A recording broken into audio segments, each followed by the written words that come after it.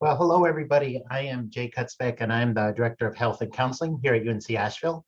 And I'm really glad that you guys are looking at our university come to. I think you will enjoy it here today. It's actually a gorgeous day out, 70, and spring is here. And it's a really nice place to live for the next 4 years. I've been here about 13 years, and I really enjoy working with the students here. And I'm just going to talk to you a little bit about the Health and Counseling Service, and then I'm going to respond to a few questions.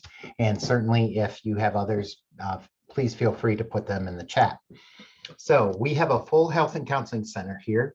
And as a full-time student or part-time student, as long as you're taking 1 credit hour or more, you can come to our center. And think of it as your regular physician's office. Some of you probably still go to the pediatrician or your family doctor. We have a doctor, physician assistant.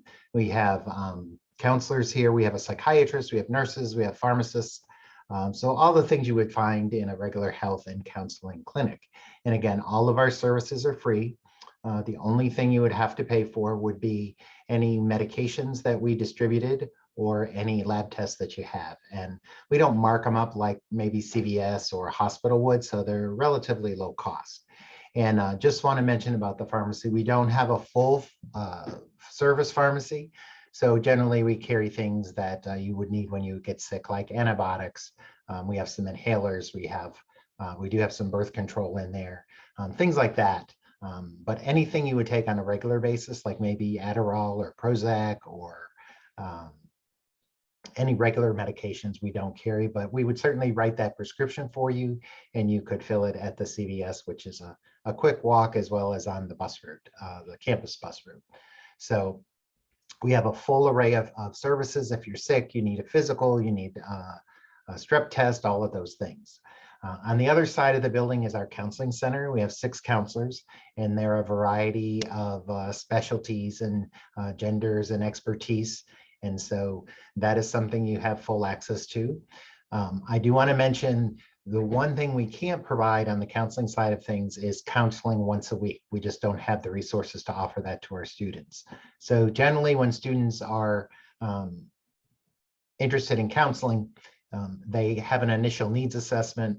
That assessment is a 20-30 minute meeting with a counselor. We kind of decide what you're looking for, how we can be helpful to you, and then we'll go ahead and match you with a counselor that's most appropriate. So it's not sort of a rotational system where you sort of get stuck with whatever counselor. We try to match your needs with the counselor needs.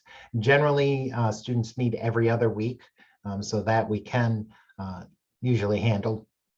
And so that would be for both fall and spring semesters. We also do offer counseling through the summer as well, but most students don't usually take advantage of that, but that's certainly available. The other thing we have is a psychiatrist and a psychiatric nurse practitioner, and they are available to you as well. Right now, they've been providing services all online since COVID.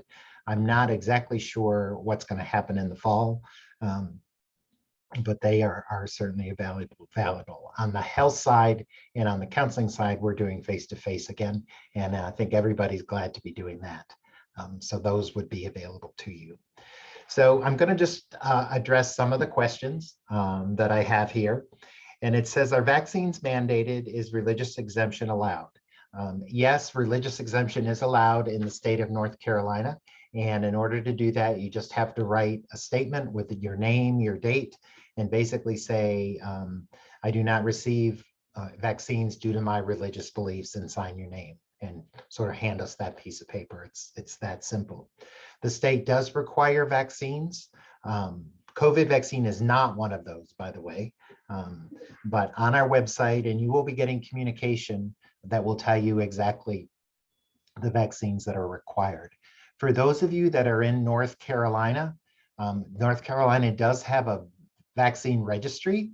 And so that vaccine registry probably has most of your vaccines, and you can access that by calling your physician and seeing if they can access it. If you would like to call us, talk to Kay King here at the Health Center, she can look it up for you. So just want to remind you, if you were raised in North Carolina, your vaccines are probably on this vaccine registry, although not all the time. Sometimes physicians don't, physicians' offices don't do that. So those vaccines are your childhood vaccines. The one that students generally are missing is their last tetanus shot. You have to have one every 10 years. And so that's the one students tend to have to catch up on. So just be sure and look at that. And again, as I mentioned, the COVID vaccine is not required at this point. I think last semester we had about an 85% compliance rate with that. So we did very well with vaccines, and it's also reflected in our COVID numbers. So it says, I'd love to learn about the Counseling Center and Disability Services.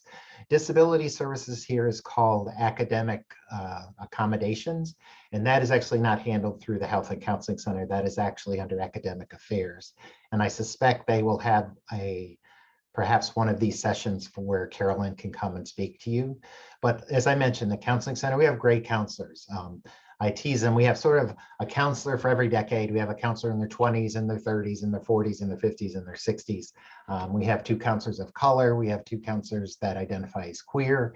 So we really have a variety of folks that are here to help you. And all of them are really great people. I really am proud of them and the work they do. And we also have a substance abuse counselor. And he does not only counseling, but he does, you'll see him sometimes on campus doing educational sessions as well. One of the things that comes up is groups occasionally, and we would love to do groups, and we do try to do groups, but we just have a hard time getting students to come to groups. So if you have an idea for a group and you'd like to say, Jay, you know, do we have a group for students with bipolar disorder? I'd love to do that, or one of our counselors, but we just struggle with getting students to come. So, but that is something we want to offer, and we want to be responsive to our students. The other thing I want to mention, certainly on the health side as well as the counseling side, we do provide a fair amount of care for students who identify as transgender. And so we actually have provide hormones for those students. We provide mental health support. We provide psychiatric support. And so that is a significant portion of what we do here in Asheville. And also we would link you to any community resources that would be available too. So that was the Counseling Center. Do you provide COVID tests on campus? Do you provide PCR tests? It's been quite a couple years for all college campuses regarding COVID. I'm been working in healthcare for 35, 40 years, and I can tell you the last 2 years has been one of my more difficult periods in my career. So COVID has presented a lot of challenges. So to answer your question, we offer a full array of COVID services. We have PCR tests. We have both a nasal swab as well as a saliva test if you don't like the invasion of something up in your nose. We also have rapid tests available. Up to this point, those have been free for students. I don't know what the scenario will be come fall because we're in a little bit different situation, meaning the country and COVID. But yes, we have full testing available for students. We actually are still doing surveillance testing, which means if students feel they've been exposed or just maybe have been in a situation that they're uncomfortable at concert, we do testing for free, and that is the PCR test.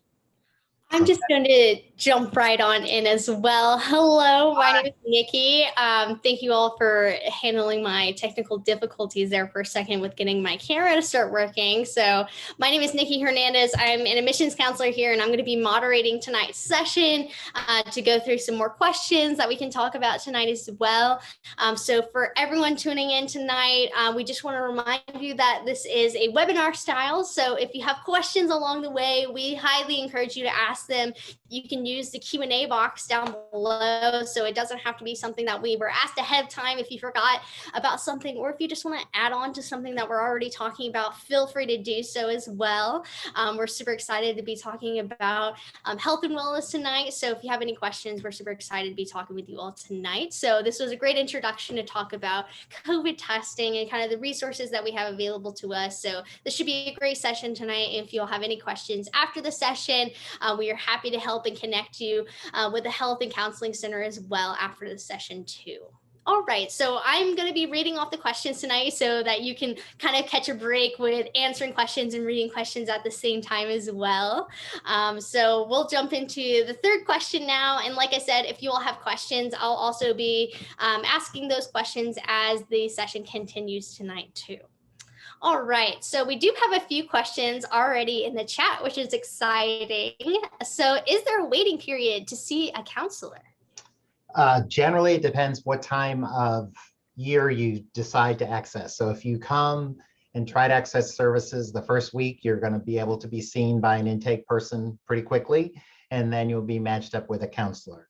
Generally, what I say is every week after that you wait, there's going to be a longer period of time. And of course, once you get to about fall break or spring break, it's probably going to be a couple weeks before you're going to be able to see somebody. So if that is something that you think you will need while you're here, the sooner you can set up that intake appointment when you arrive on campus, the better. And the same goes really for the psychiatrist. They tend to get booked up very quickly. And so again, if you think you need that, make sure you do that in the first couple of weeks when you're here. On the health side of things, generally we see people within 24 hours. So whether that's the same day or whether it's the next day, we don't have those sort of waiting issues on the medical side. Absolutely. All right. And so the other question that we are asked in the chat is going to be, are there wellness activities such as yoga, Tai Chi, meditation, or any other activities for students throughout the year? All of the above. We work very closely with Campus Recreation, and Campus Recreation is the group that provides a lot of those services. And again, it is all the things that Nikki mentioned. They have yoga. I don't know if they did Tai Chi. COVID has kind of changed some of those things. But I would say we're willing to offer the things that students are interested in. So if you get here and you're like, oh, I wish there was a I don't know, meditation and it's not being done, then talk to somebody, give me a call or give Campus Rec a call and we can set that up. But we've offered all of the things Nikki mentioned, we've offered at different times. We actually have a really cool meditation room here on campus. They probably do not show you that on your tour. It's a round room and it has all these windows. And so we have some pretty cool facilities. And of course, we have the best one, which is nature.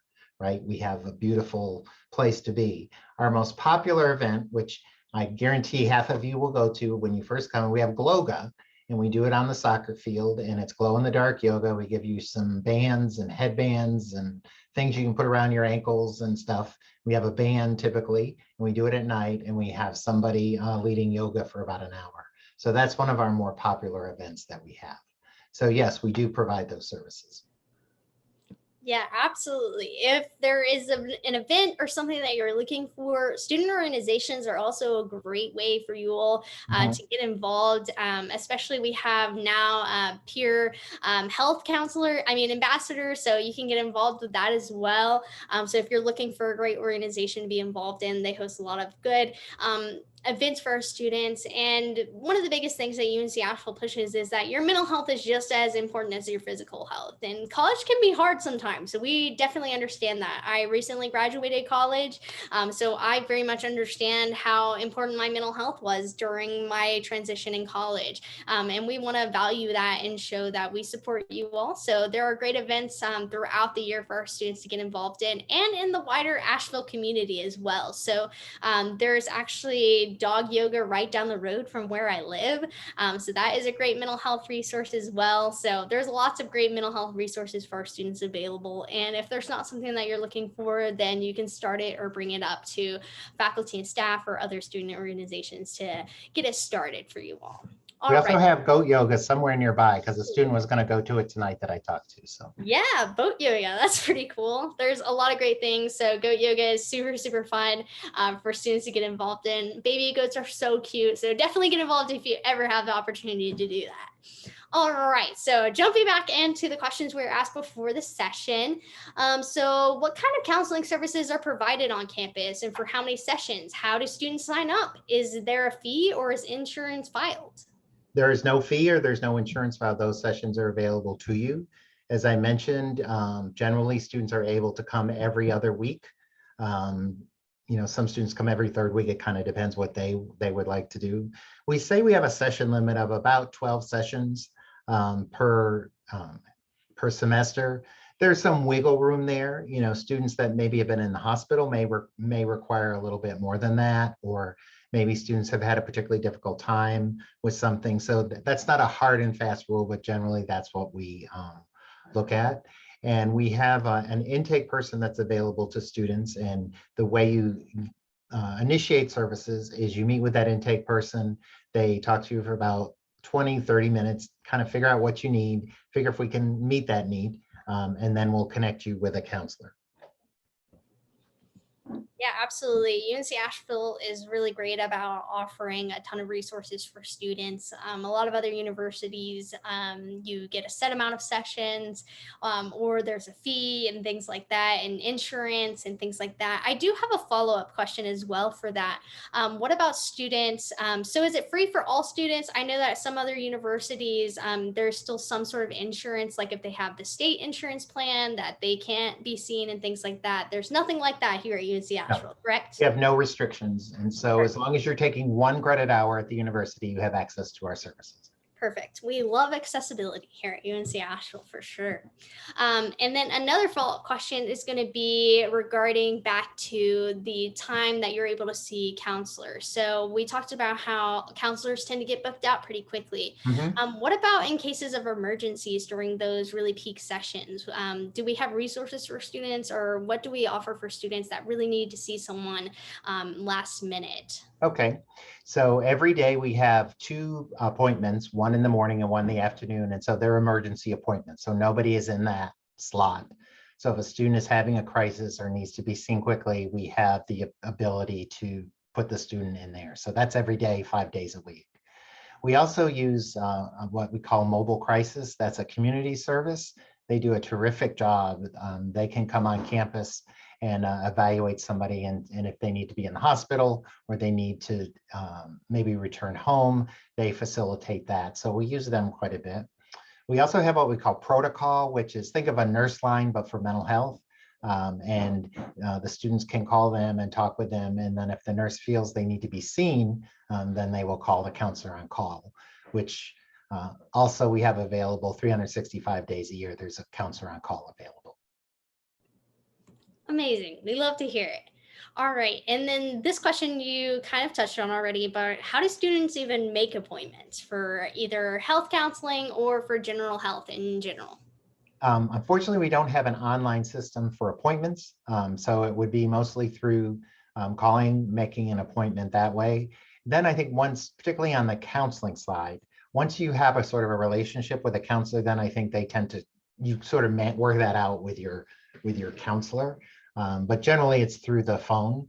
Now, once you're connected to the counseling, then you set up a patient portal and we start communicating, and we can send you texts and reminders and have that kind of electronic communication that you're used to. Yeah, absolutely. And also, I know you all might be intimidated and things like that. I definitely was with calling for the first time. I was like, oh, hi, my mom usually schedules my appointments. I don't know what I'm doing. Please help. And they're going to be super, super helpful. So don't be nervous about calling and making appointments. They're super helpful, and they'll answer any and all your questions that you might have as well. And I would also say, if maybe you don't want to come to here for whatever reason, and I respect that, we can help you find a counselor in the community. So if you, let's say, for example, you had an eating disorder, issues with eating, and you wanted to find a counselor that's really good in that, we can help you do that. So I don't want you to feel, whether it be a mental health service or a medical service, we can connect you with the folks that are here in the community. So another example would be, say you needed a dermatologist. We don't have a dermatologist on staff, but we can connect you. Not only connect you, we'll make the appointment, we'll get you there transportation wise. So let us help you manage that process. Yeah, absolutely. We have a follow-up question in the chat. If I need to see a medical professional on the weekend, what will I do? Well, we don't have in-person, where our facility isn't open on the weekend. So, but we do have what we call HealthLink, and that's our nurse line. And so the initial step would be to call HealthLink, talk to them, and they kind of do triage. and they would kind of determine what they feel you need to do. So that might be, take 2 Tylenol and call the health service on Monday. We have a local urgent care that's less than a mile, maybe about a mile away, called The Range, that we have a relationship. So we would go there. We obviously also have an emergency room here, but don't go to the emergency room unless you absolutely have to, because number one, just walking in the door would probably be a couple $1,000s. And it's just an experience that I don't want people to have unless they absolutely have to. Yeah, absolutely. I mean, the first thing you do is definitely reach out and see what we can do for you all. So definitely work smarter, not harder. We want to try to save you as much money as possible in the long run. So we will connect you with the resources. So you're not going to be hanging out to dry if it's after 5 p.m. on a weekday. We are still here to help you all out. All right. So can there be weekly or bi-weekly sessions, or is it just as needed? No, it's generally every 2 weeks. It really does vary. Some people want once a month, some people want, every 3 weeks, some people want as needed, but generally it's every 2 weeks for most students. And as I mentioned, we can't do weekly sessions just because the demand is enormous now, and we just don't have the staff to do that. Absolutely. And what resources are available for students on campus for health visits in general? So vaccines, or what other like doctor resources do students have here on campus? So outside of mental health. Sure. As I mentioned, we have a physician and 3 physician assistants here. There's 2 of those folks are here at any given time, maybe 3. And then, as I mentioned, we also have a pharmacy, and we have some very basic medications that are available to you in the pharmacy. And then we have labs that we can do on site, like strep tests. I don't know, I think they do urine cultures, those kinds of things, some of those basic labs that we can do here. We also do free STI testing for sexually transmitted infections. So if that's something a student needs, we provide that free as well. We do EKGs, we do like wart removals, all of those basic things that a basic physician's office would offer to you. Absolutely. It's like having a doctor right here on campus. So it's very convenient for students if you ever need something, just like your primary care doctor at home would help you do as well. So, and if they can't do something, they will get you in touch with someone who can. So just reach out if you have any questions. So the next question is, to access services on campus, are students required to have student health insurance, or can they use their parents' health insurance to pay for their care? Okay, this gets a little complicated. So every student pays a health fee. Okay, that health fee goes to running this health and counseling center here, and that entitles you to all of the free services. Okay, so that doesn't have it doesn't matter what kind of insurance you have, whether you have your parents' insurance or the Student Blue, which is our insurance. Okay, however, the state does require you to have insurance, but generally think of it as you use that if you were not getting services here.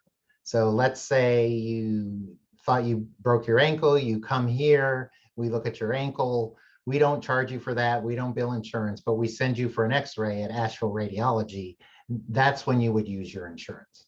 So as long as you're a registered student, you can come here, and most of it's free. The insurance generally is used for when you go off campus and seek other services that we can't provide.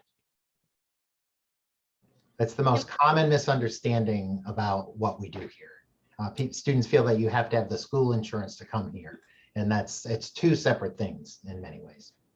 Absolutely. That definitely touches on the question I asked earlier about having state health insurance, or who has access to the resources we have here on campus. And the answer is everybody. Every student that's registered here has access to the resources here. And would that be the same for medication? If students got sick, say they got the flu and they need medication, do you all do we have a pharmacy here on campus, or do you refer them off campus, and how much is the cost there for medication? We do have a pharmacy here. Again, it's more, I like to think of it as more of a large medicine cabinet, but we have a fair amount of prescription drugs, again, that students would use when they get sick. If we don't have it in our pharmacy, we would write the prescription, and you could fill it at Walgreens or CVS, which are close by campus.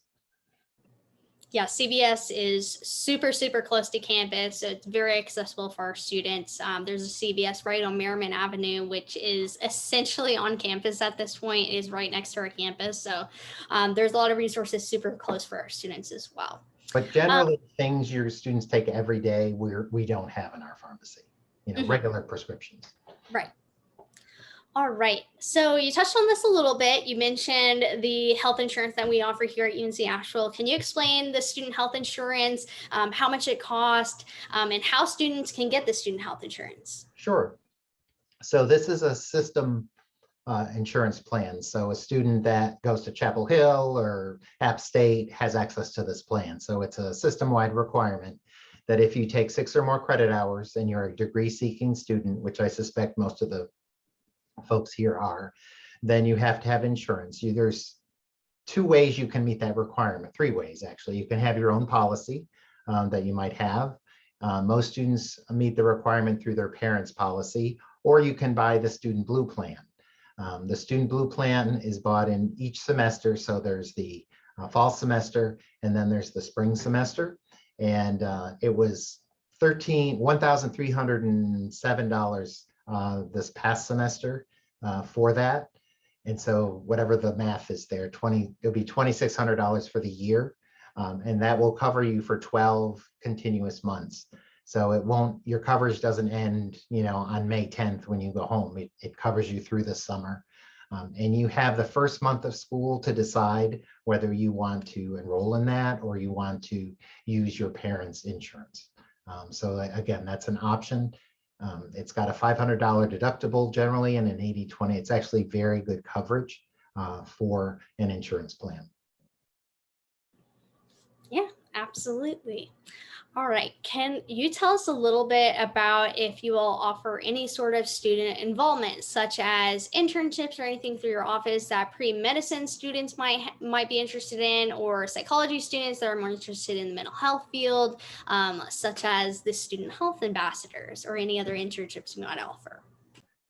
We don't directly here at the health center. The reason we don't is because of patient privacy. We're a very small institution, and I don't think it's fair to students to have other students here and having access to their medical records and having their information. So because of that, we generally don't offer those kinds of internships. What we do have is we have peer educators. We name them PEPA. Don't ask me what that stands for. Peers educating peers about health, maybe.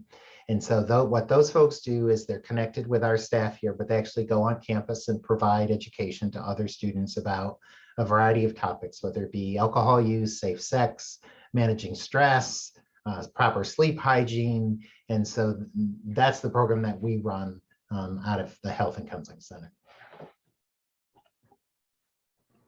Yeah, absolutely. There's a lot of great organizations for our students to get involved in, whether that's academic organizations, but also reach out to the Career Center, because even if you might not be able to get involved with the Health and Counseling Center here, our community is a great place to get involved in, whether you want to volunteer at local hospitals and things like that. There's definitely tons of resources for students to get involved in that area.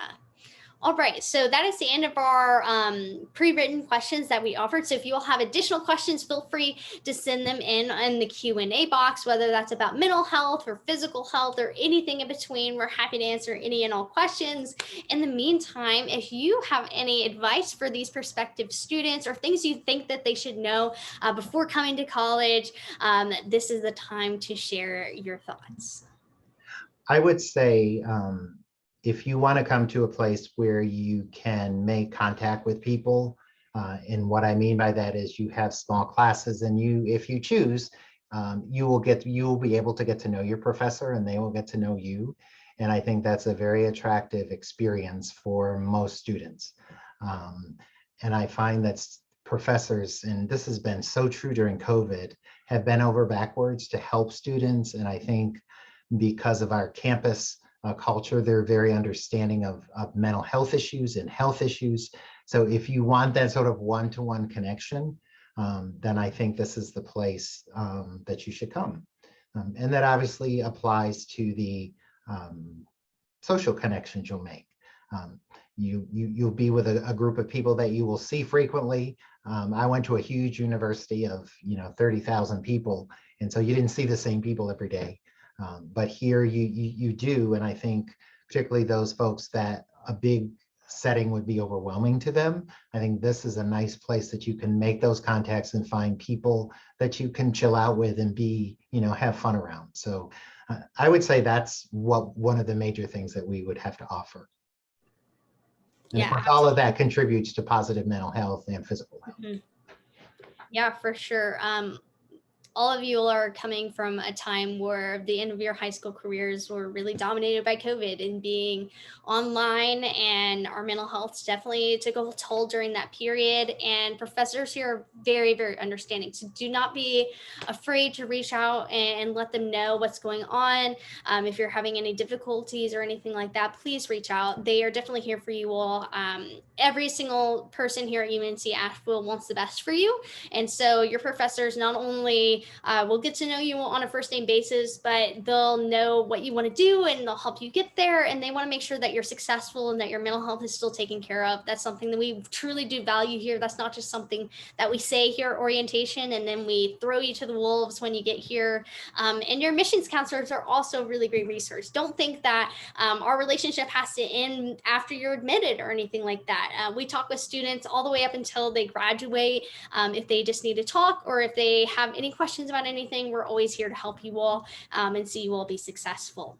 Another follow-up question we actually did have was about the 504 plans. Can you tell us a little bit about the 504 plans and who they need to talk to for that as well? That would be Carolyn. I always mess up her name for some reason. Ockberg, I believe, and she is in the Academic Advising Center. And she can answer those questions. That's different. That's separate from the Health and Counseling Center. So I don't think I should speak to that. But she'll be very helpful to you in that. Yes, absolutely. Definitely reach out. And that being said, if you reach out to anyone and we might not be the department you need to talk to, we'll get you in contact with who you do need to be talking to. So we can just forward you to who you need to talk to. So you're welcome to reach out to admissions or health and counseling.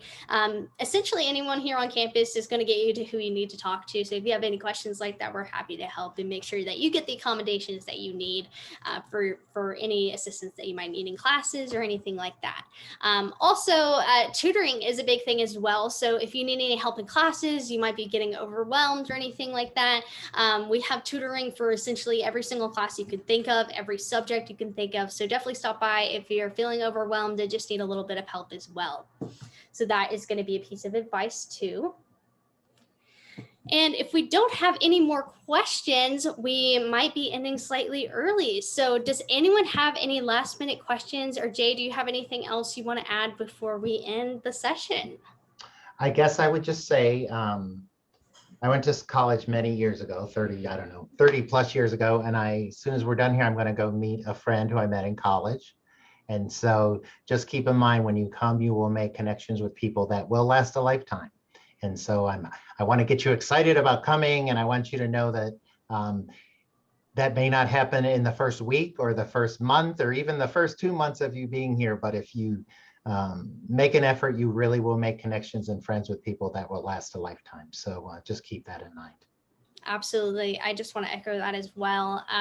School is very overwhelming for me when I first started, but getting involved helped me tremendously. And the people that I was involved in student organizations and the leaders that I had, my supervisors, are still my mentors to this day. And I reach out to them for recommendations or just life advice for working in higher education and things like that. And it helped my mental health tremendously, being 5 hours away from home. So I know you all might struggle a little bit if some of you all are coming from out of state or even the Outer Banks across the state. And it can be a little scary. And that's perfectly fine to be nervous and intimidated. That's totally normal. And you are not alone in that whatsoever. So my biggest piece of advice is get involved. There's so many great student organizations and they do a lot of tabling, whether that's in the quad or anything like that. Just get involved. And I highly recommend that, whether that's with our student ambassadors, always going to give them a shout out if you want to be a tour guide for sure. or work with our student health ambassadors as well. Definitely get involved, find your niche here on campus. And so you can find that community here and just feel that you truly do belong here at UNC Asheville, and go to a basketball game or a swim meet. Swim moms are super crazy and they will get you very hyped for a swim meet. So definitely go to that if you need a break from studying. And so that is pretty much the only advice that I have for you all. And we will end the session early tonight.